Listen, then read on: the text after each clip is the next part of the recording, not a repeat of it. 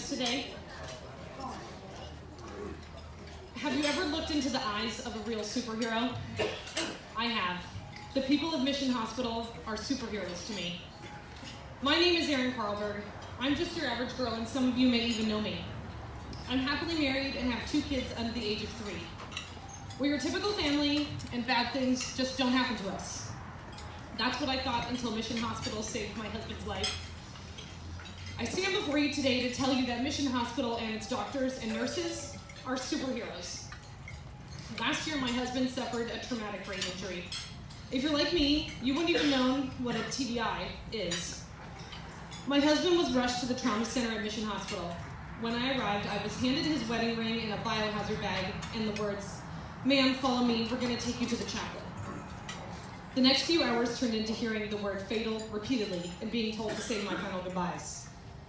You wouldn't imagine what would follow in the next 10 days. Emergency surgery to insert a device to measure the pressure on his brain. Medically induced coma. Hypothermia treatment. Ventilator. Rounds of pneumonia. A filter to block blood clots from traveling to his lungs. And then the worst part. A right side craniectomy where they removed my husband's skull to allow his swollen brain to expand. A tracheotomy soon followed because he couldn't have been on the ventilator any longer. What I plan to tell you next would make people think we added stress to an already emotionally stressful time. I told you we have 2 children. Well, we now have 3. We were blessed with little Michael just a few months ago.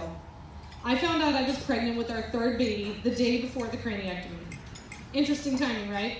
As joyful as I was on the inside, I had to keep this news from everybody, including my husband, who wouldn't understand because he was in a coma. When you live on the 4th floor of the Neuro and Spine Institute for over 30 days, the staff becomes your family. You see their faces every day. You hear their words, and you cling to anything they say with the hope of the future, especially with a brain injury. I realized that my life was forever changed while living on that 4th floor. The doctors, nurses, therapists, volunteers, every last one of them had an impact on my changed life. Let me tell you about the neurosurgeon whose hands were steady when protecting my husband's brain. The intensivist who was so insanely smart and looked at the big picture. How he could multitask all that medical information, I will never understand.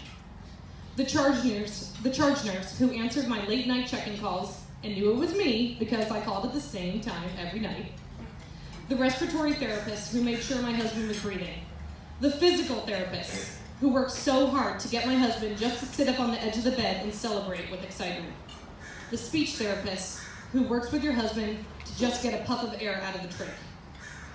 The Good Samaritan volunteers who gave me cards for free coffee. Really, let me tell you about the ICU nurses who never sit down, constantly checking monitors and turning off beeping alarms, who in their busy 12-hour shift take 20 minutes to eat, and while on a break, continue to encourage you with comments like, take each day as it comes, 2 steps forward, 1 step back. The nurses who ask you to step into the waiting room, or the bullpen, I like to call it, for a quick 20 minutes, but then come find you after 5 because they care so much about me, about my family, and know that we never wanted my husband to be alone. I'm thankful for anyone who wears a Mission Hospital name badge. We're a big USC Trojan family. During a visit, my mom was able to get Scott to make the fight on sign. He was still in a medically induced coma, but we were convinced he could hear us. The nurses encouraged me to talk to him as if he was part of the conversation. It was the nurses who helped me fight on.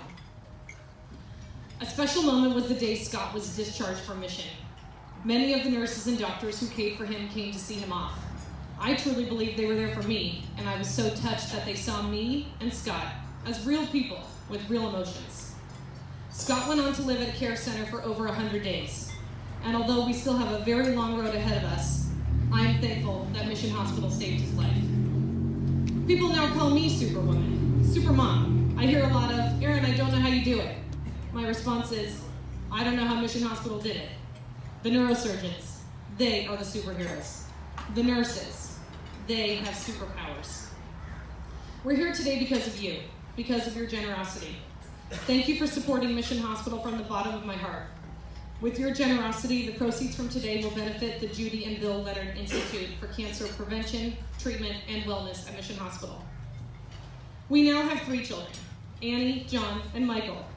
Our children are so grateful their daddy is still here today, especially Michael, the baby I carried inside as his daddy started on his road to recovery.